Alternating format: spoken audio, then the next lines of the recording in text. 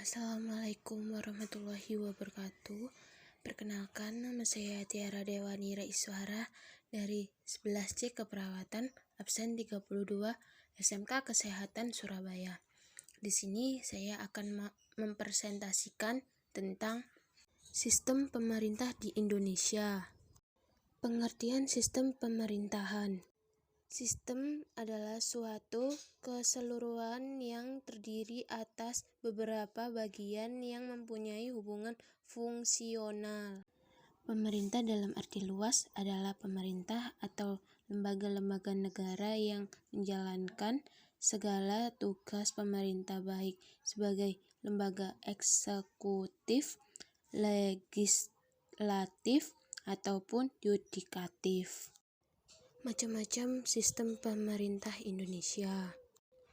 Macam-macam sistem pemerintah Indonesia terbagi menjadi dua, yaitu sistem pemerintah presidensial dan sistem pemerintah parlementer. Sistem pemerintah presidensial adalah sistem pemerintah di mana kepala pemerintah dipegang oleh presiden dan pemerintah tidak bertanggung jawab kepada parlemen atau legislatif. Sistem pemerintah parlementer merupakan suatu sistem pemerintah di mana pemerintah eksekutif bertanggung jawab kepada parlemen.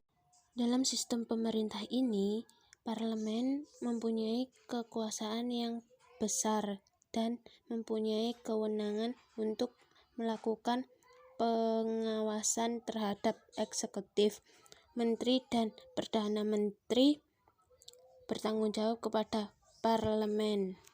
Ciri-ciri dari sistem pemerintah presidensial. 1. Dasarnya pada prinsip kekuasaan. 2. Dikepalai oleh seorang presiden sebagai pegang kekuasaan eksekutif atau kepala pemerintah dan kepala negara. 3. Presiden memiliki hak prerogatif untuk mengangkat dan memberhentikan para pembantu presiden atau menteri, dan menteri bertanggung jawab kepada presiden. 4. Presiden beserta kabinet tidak bertanggung jawab kepada parlemen atau DPR. Oleh karena itu, presiden dan DPR tidak saling menjatuhkan atau membubarkan. Ciri-ciri sistem pemerintah parlementer. 1. Dipimpin Perdana Menteri yang menjabat sebagai ketua atau kepala pemerintah dan presiden sebagai kepala negara. 2. Kedudukan pelaksanaan presiden diutus oleh pihak legislatif, sementara presiden sendiri diutus sebagai undang-undang. 3. Para menteri hanya memiliki tanggung jawab kepada kedudukan legislatif. 4. Eksekutif bertanggung jawab kepada legislatif. 5. Eksekutif dapat diberhentikan atau dileserkan legislatif. Kelebihan sistem pemerintah Indonesia. 1. Badan eksekutif atau presiden akan lebih labil kedudukannya karena tidak tergantung pada parlemen. 2.